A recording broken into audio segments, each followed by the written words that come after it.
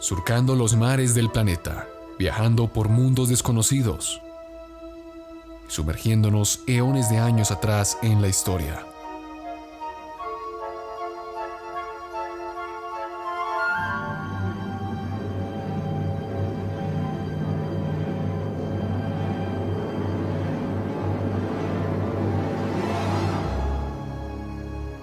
Bienvenido, estás a bordo del Nostromo.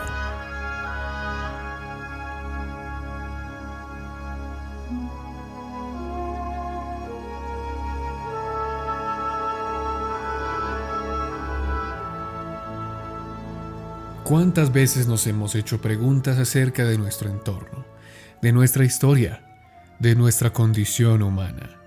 Creo que el pensar y el poder dilucidar de las cosas que pasan a nuestro alrededor e intentar buscar el por qué, el cómo, el cuándo y sobre todo quiénes son los protagonistas de todos estos hechos son lo que hace del periodismo sobre todo, pero aún de nuestra humanidad algo muy interesante.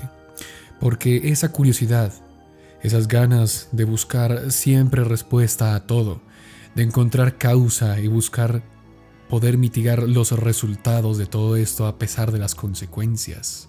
Todo esto es lo que nos hace humanos. Esa curiosidad, el poder intentar buscar mundos perdidos en las profundidades más grandes de la Tierra o aún en las alturas más grandes del espacio.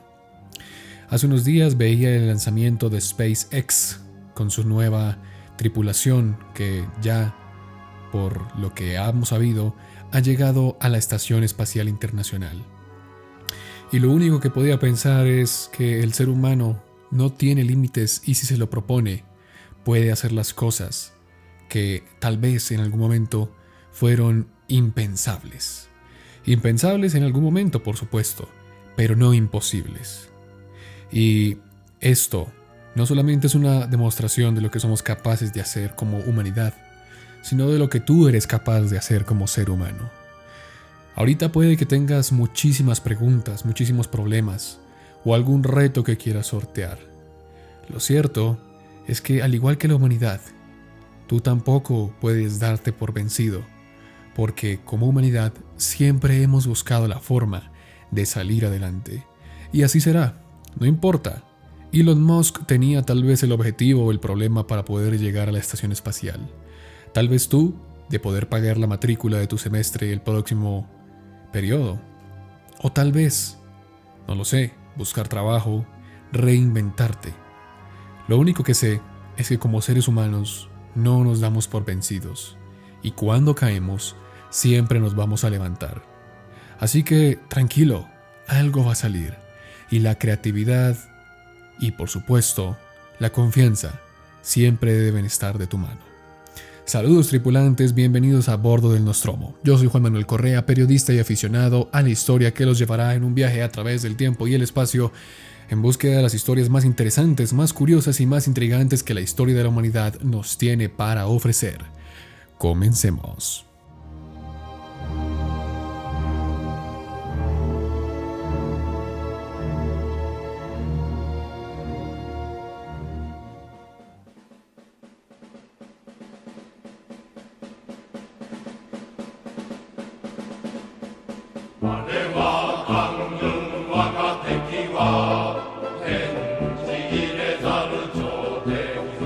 La Segunda Guerra Mundial está llena de distintos puntos de vista que confluyeron en una confrontación bélica sin precedentes.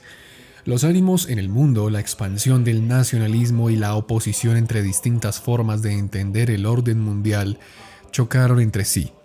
Y en medio de todo esto, millones de personas tendrían que pagar los platos rotos de las decisiones acertadas o erróneas de sus gobiernos. Pero al final en una guerra todas son erróneas. Cuando hablamos del inicio de la guerra, algunas cosas nos quedan claras con respecto a las intenciones de la Italia fascista y de Alemania nazi para entrar en el conflicto. Sin embargo, poco o nada se nos suele hablar acerca de por qué Japón, el tercer integrante de las potencias del eje, entró a la guerra. Recalcando que además lo hizo provocando a la nación con mayor poder en aquel momento, Estados Unidos, al cual incluso el mismísimo Hitler miraba con respeto. Por este hecho, de que hay más sombras que claridades en las razones por las cuales los nipones decidieron perpetrar el ataque a Pearl Harbor el 7 de diciembre de 1941, hoy echaremos un vistazo a lo que sucedió antes de la guerra y las causas de este inicio bélico en el Pacífico. Pareciera a veces que Japón cometió un ataque suicida al intentar desafiar a los norteamericanos, pero hoy entenderemos que no fue del todo así. Prepárate, porque el Nostromo viajará a tierras orientales. Hoy descubriremos por qué Japón decidió entrar a la Segunda Guerra Mundial.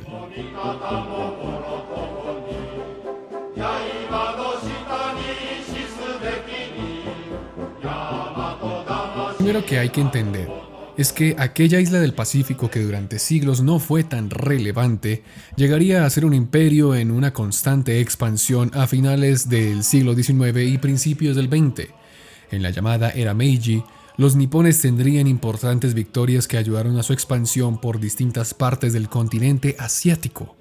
La primera sería en la Primera Guerra Sino-Japonesa, que acabaría con la dinastía Qing en China y cederían Taiwán frente a los nipones. De igual manera, en 1905, Japón saldría bien librado de su confrontación contra el Imperio ruso. Como resultado, ocupó algunos territorios de la Manchuria, incluyendo su ferrocarril sur. Japón poco después participaría del bando aliado en la Primera Guerra Mundial, anexando aún más territorio al área continental de China. Sin embargo, en 1922 se verían obligados a firmar el Tratado de las 9 Ponencias en la Conferencia de Washington, lo que, en palabras menores, significaba que Japón se comprometía, al igual que las naciones firmantes, a garantizar la autodeterminación de las naciones como China, algo que a los nipones no les gustaba ni un poco. Y hay que decirlo, porque debemos recordar que el modelo mundial que se impuso en aquel entonces, incluyendo la creación de la Sociedad de Naciones, fue obra de Estados Unidos, el gran ganador de la Primera Guerra Mundial. Sin embargo, esto no fue bien visto por los deseos expansionistas nipones. Aún más cuando llegaría la Gran Depresión en la década de los años 30, poniendo en tela de juicio la eficiencia de este nuevo modelo planteado por los norteamericanos. Y no es para menos, ya que esta gran crisis trajo una gran desgracia al efímero esplendor japonés de los años 20, ya que sus exportaciones se redujeron a la mitad, volviéndose cada vez más dependientes de importaciones, en especial del petróleo. Y esto, por supuesto, sería un gran aliciente para que se empezaran a formar corrientes nacionalistas en contra de la doctrina de Occidente y Estados Unidos en Japón. Es curioso, porque en el caso alemán, este surgió como consecuencia de la derrota de la Primera Guerra Mundial y la imposición del Tratado de Versalles. Pero en el caso japonés, se da porque estos culparían a Occidente de la caída de su esplendor.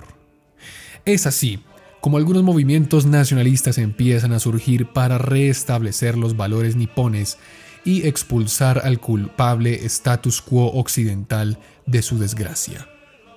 Por esta razón, desde las entrañas del ejército imperial nace una ideología, la Kodoha, o la facción del camino imperial, que intentaba buscar un totalitarismo basado en la idiosincrasia tradicional japonesa, similares a las leyes del Bushido, es decir, el código samurái.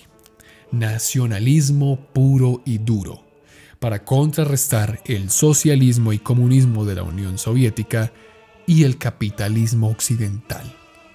Al principio, se pensó en una monarquía constitucional, pero su principal defensor, el prestigioso jurista Tatsukishi Minobe, fue acusado en 1935 del crimen de lesa majestad y obligado a abandonar su cátedra en la Universidad de Tokio. Y en su lugar se impuso el culto al emperador, presentado como un dios viviente, encarnación de la nación, hijo de la diosa Amaterasu y base de toda la moralidad e independencia del Japón. Es en este momento que los mismos vicios nacionalistas que estaban permeando a Europa se ciernen sobre los nipones, con la diferencia de que su cultura era totalmente distinta y su discurso basado en ideología del Bushido. Pero el resultado sería el mismo: un hambre de imponer a las malas, a la brava, su propia visión y determinación del mundo. Japón entonces empezó a creer que eran los elegidos, para contrarrestar al occidente que tanto le había hecho daño a Asia, a ser el nuevo amo y señor del continente.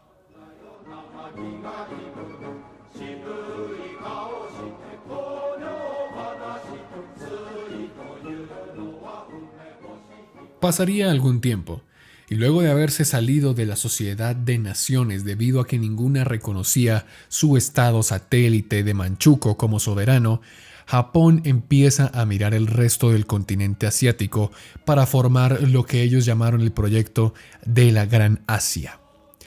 Y es por esto que el mes de julio de 1937, los nipones iniciaron su invasión a China, ocupando ciudades importantes como Pekín y Shanghái en pocos meses.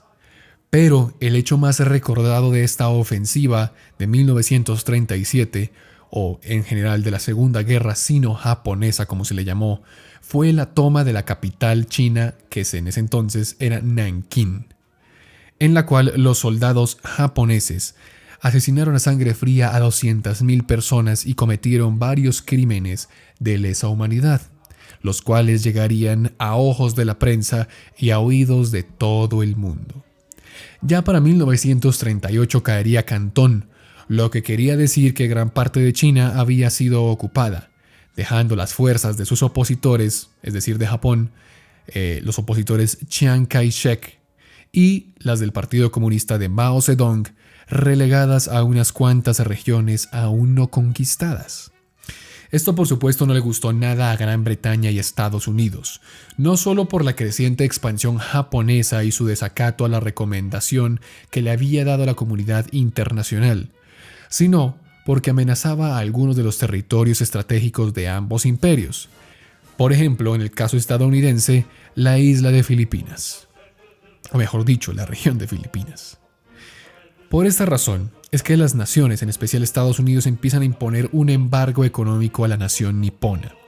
Y no solo eso, sino que se dedica cierto presupuesto de este bando, por así decirlo, antiguo a los aliados, para apoyar a Chiang Kai-shek en la batalla contra los japoneses.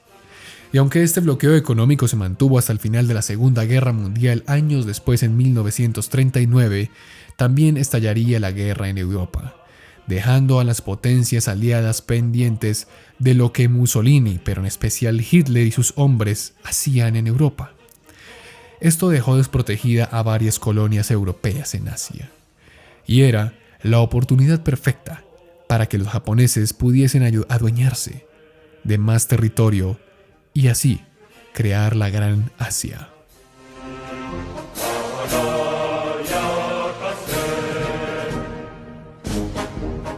Francia caería a manos de los alemanes, de la Alemania nazi, en junio de 1940.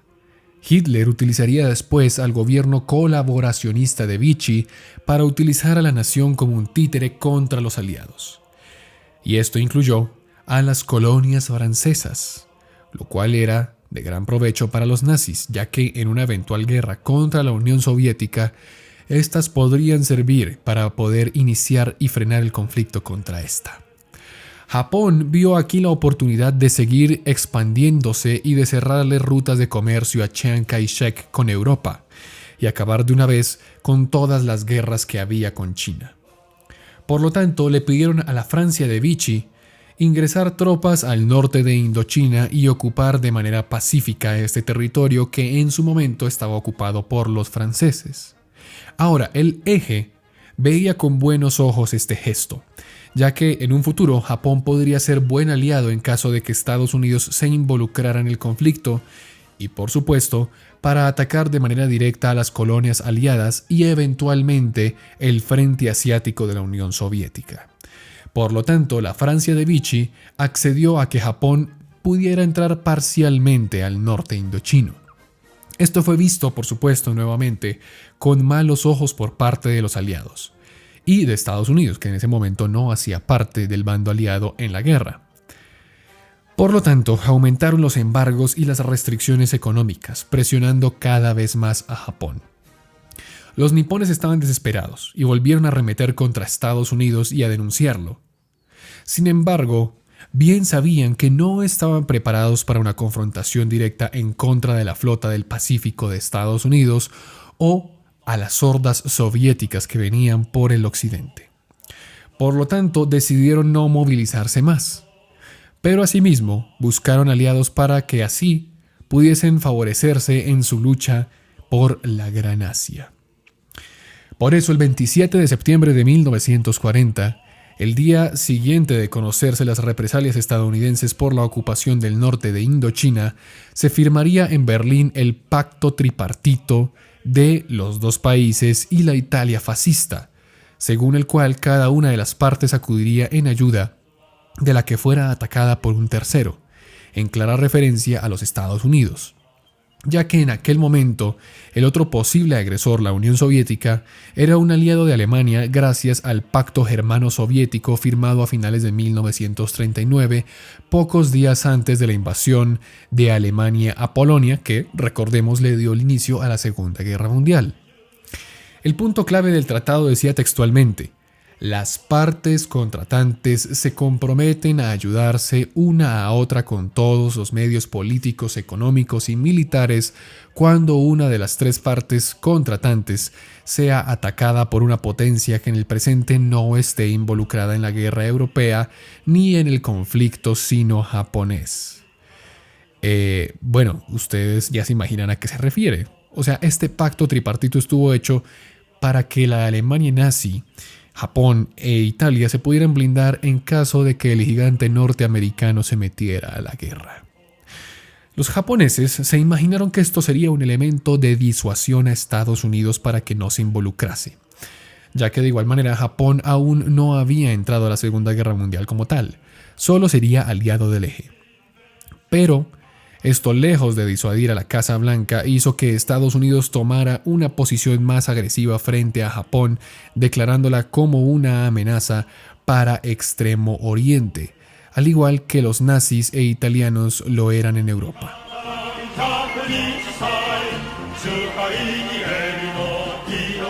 El año 1941 demostraría ser importante, ya que a finales de año sería cuando estallaría el conflicto entre japoneses y estadounidenses. Pero para llegar allí, primero hay que recorrer un camino de intentos de negociaciones. Debido a la creciente tensión entre ambos países, el entonces primer ministro de Exteriores japonés Yosuke Matsuoka quiso iniciar acercamientos para disminuir la fricción con Estados Unidos. En las conversaciones que mantuvieron con el secretario de Estado estadounidense Cordell Hull, este le planteó que solo negociaría con Japón si aceptaba 4 principios, a los que se les conoció como los principios de Hull: el respeto a la integridad territorial y la soberanía de los países, la no injerencia en sus asuntos internos, el apoyo al principio de igualdad de oportunidades que inicia las relaciones comerciales y el mandamiento de status quo en el Pacífico, que solo podría alterarse por medios pacíficos. Por supuesto, esto no le caló muy bien a la idiosincrasia de Japón y los rechazaron una y otra vez, ya que no estaban dispuestos a ceder ni un solo centímetro en el terreno en sus ánimos de construir su sueño de la Gran Asia. El 22 de julio los franceses accedieron finalmente a la ocupación pacífica de su colonia, lo que provocó la reacción inmediata de Estados Unidos. Al día siguiente, el 23 de julio, el secretario de Estado Cordell Hull comunicó al embajador japonés Kichisaburo Nomura que las negociaciones que mantenían los dos países quedaban rotas, y 2 días después el presidente Franklin Delano Roosevelt ordenaba la congelación de todos los activos japoneses en Estados Unidos, decisión que fue secundada por Gran Bretaña, cuyo embajador en Tokio le comunicó indignado a Toyoda: si llevan a cabo la ocupación, tendremos que ver de qué otras formas tratamos con ustedes, y las Indias Orientales holandesas. Así fue como se comenzó a discutir la imposición del embargo de petróleo. El embargo comercial, decretado por Estados Unidos y secundado por Gran Bretaña y las Indias Orientales neerlandesas, supuso un bloqueo total para Japón, pues 2/3 de sus importaciones provenían de esos países o de los territorios controlados por ellos. Especialmente angustiante era el problema del abastecimiento de petróleo, ya que alrededor del 85% que consumía Japón provenía de Estados Unidos. Precisamente la perspectiva de agotar sus reservas de petróleo, con lo que Japón podría ser algo mucho más fácil de llevar. Esto hizo que la Armada definiera la ocupación de sus campos petrolíferos de las Indias Orientales neerlandesas, aunque eso supusiera la guerra con Estados Unidos y con Gran Bretaña, a lo que hasta entonces se había opuesto. Pero los ánimos estaban caldeados en Japón, y el sector de los militares, los que realmente tenían el poder en la esfera más grande de la élite y que eran partidarios de Kodoha, pedían a gritos que la confrontación con Estados Unidos se debía dar de una manera u otra. Pero el entonces primer ministro, Fumimaro Konoe, no estaba tan de acuerdo del todo, pues sabía que esto era algo bastante inviable.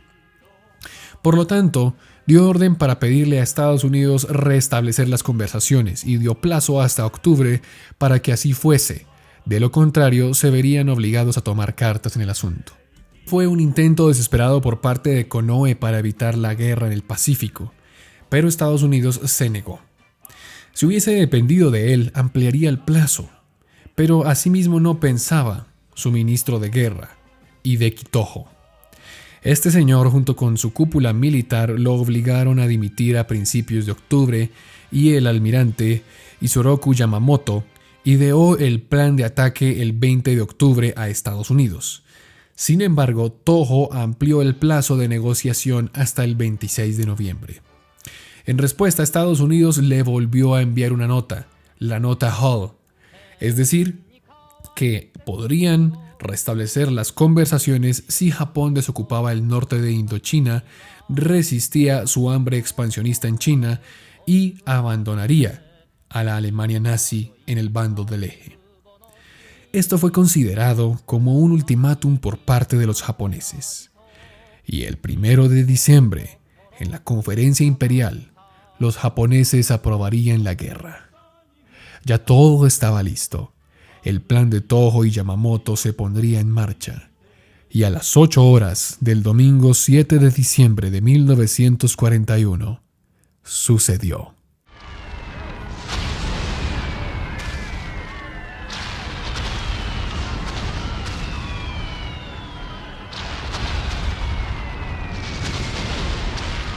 Una de las principales flotas de Estados Unidos en el Pacífico, en el puerto de Pearl Harbor, había sido completamente destruida por los cazas y kamikazes japoneses. Y así, amigos, es como se termina nuestra historia del día de hoy, pues este ataque desesperado daría inicio a la participación de japoneses y estadounidenses en la Segunda Guerra Mundial. Es cierto que la guerra sino-japonesa a veces es tomada como el inicio de Japón en la Segunda Guerra Mundial. Pero lo cierto es que la verdadera guerra y la verdadera implicación en el conflicto no se llegaría a ver, sino hasta que Pearl Harbor fuese atacado y despertando la bestia que vivía en el norte de América.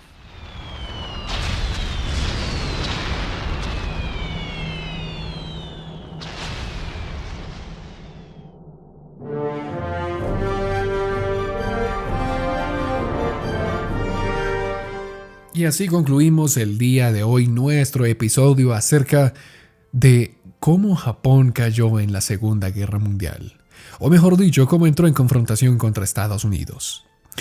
Vamos a leer los comentarios del episodio anterior, algunos, acerca de los nizaríes, los verdaderos asesinos del famoso credo o la orden de asesinos.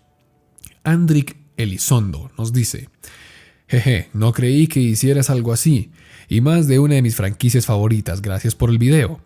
Ahora, si puedes, podrías hacer algunos más parecidos. Gracias y saludos desde Costa Rica. Saludos a la tierra de Costa Rica, a los ticos, a los cuales tengo en bastante aprecio. Y respecto a si hacemos algunos más parecidos, tendríamos que buscar no solamente videojuegos, sino también algunas series, películas o libros que estarían basados en hechos históricos y poder explicar su verdadero trasfondo. No es algo fácil, pero es bastante divertido. Y con la saga de Assassin's Creed se puede hacer de una mejor manera. Así que saludos a Andrick Elizondo. Jesús Olivas nos dice: te quedó bien, solo te faltó meterle un poco de música árabe y te hubiera quedado genial. Espero que más personas se suscriban a tu canal porque eres el mejor. Muchas gracias, Jesús Olivas. Y sí me di cuenta que la música no se alcanzaba a escuchar tanto, pero bueno, le metí música de Assassin's Creed porque hubiese sido bastante interesante. Lo mismo dice Cristian Rodríguez, que dice que es fan de Assassin's Creed y que le pareció muy bueno el episodio. La Caverna del Coso, que siempre nos escribe, nos dice: es una lástima que se haya perdido toda la información sobre los nizaríes. De ahí se podría haber sacado algo importante que nos muestre en la actualidad la verdad sobre el Medio Oriente. No sé si has pensado, pero creo que los nizaríes fueron a Japón y de ahí ayudaron a los campesinos dándoles conocimiento de sigilo y combate. Eso sí, nadie casi lo sabía acerca de los nizaríes y tras su caída como organización. También es cierto de la historia. En fin, un saludo y espero que te cuides de la pandemia. Postdata: si necesitas saber más de la guerra sucia de México, o la guerra sucia, perdón, te puedo ayudar. Bueno, un abrazo para la Caverna del Coso y por supuesto, si ustedes quieren ayudar y aportar con información acerca de lo que es los distintos contenidos que vamos a manejar en este programa o los que les gustaría, por supuesto que están más que invitados a ponerlo en los comentarios. Ahora, lo de Japón en el Medio Oriente, lo de los nizaríes en Japón, no lo había escuchado jamás. Me parece bastante interesante. Podríamos investigar un poco acerca de eso. Jesús Martín Sol Rosano nos dice: muy interesante ver la última secta musulmán. Me gustaría mucho que hablaras sobre mi país, México, y me gustaría que hablaras sobre la Revolución Mexicana, que fue una carnicería que puso una dictadura para poner otra encubierta. Sí, podríamos hablar acerca de diferentes cosas de México, así que le voy a pedir a la gente, ¿sí?, que nos escuche desde México, que en los comentarios pongan temas que les gustaría tratar en este programa. Tendría yo que leer un poco y datearme un poco, porque aunque conozco parte de la historia de México, me gustaría profundizar mucho más en ella. Sobre todo de la revolución, como tú dices, Jesús Martín Sodolozano, que es bastante enigmática y habla un poco acerca de la guerra sucia que nos decía la Caverna del Coso. Carlos Torres nos dice: muy interesante como lo has hecho en tus podcasts. Además de aprender algo nuevo, me divirtió y dejaste ver o insinuar nuevamente tu pasión por los videojuegos. ¿Piensas hacer algún podcast sobre algún videojuego o la historia de cómo nacieron las compañías que los producen? Me gustan los videojuegos, para nadie es secreto, es bastante divertido hacerlo. Y claro que tengo pensado, pero no en un futuro próximo. Mientras tanto, les recomiendo mucho el video o la serie de videos documentales que tiene el canal Dayo Script acerca de la historia del videojuego. Es bastante importante, una producción bastante bien hecha y que recomiendo mucho. Y Josué Neira, para terminar, nos dice: me siento muy agradecido de haber descubierto tu canal. Has cambiado mi perspectiva de lo que es la historia y aprendí lo complicado que es la cultura en Oriente Medio. Normalmente en mi escuela poco o nada se solía hablar de esa parte de la historia y por cómo se difunden las noticias en mi país, muchos creen que los problemas de Oriente Medio son debido a sus religiones. Y en los medios, cuando se suele hablar de Medio Oriente, solo es por la represión hacia la mujer y los conflictos con Estados Unidos. Hay muchas personas que toman como si ellos fuesen personas radicales o primitivos. Soy de Perú. Saludos. Saludos a Josué Negra entonces. Y eso es un objetivo que hay que lograr. Y es quitar todas las sombras, no solamente de la historia de Medio Oriente, sino de la historia que desconocemos y por la cual hoy en día muchas personas generalizan. Así que me alegra esto, porque siempre que demos una buena visión acerca de lo que dice la mejor dicho, a pesar de lo que digan los medios de comunicación en general, en este canal es algo muy importante y que siempre voy a valorar. Y por último, un men ahí nos dice que si la música de fondo es el tema principal de Skyrim. Del episodio anterior, sí. Y es la canción que se llama Sovngarde. Se parece mucho al tema principal del videojuego. Bueno, un abrazo para todos ustedes. Terminamos entonces así nuestro programa del día de hoy. Recuerden seguirnos en Facebook y en Instagram, @NostromoCast en Instagram y en Facebook a bordo del Nostromo. Yo los dejo y nos vemos la próxima oportunidad, porque vamos a hablar de un personaje histórico bastante controversial. Nos vemos la próxima semana, aquí, a bordo del Nostromo.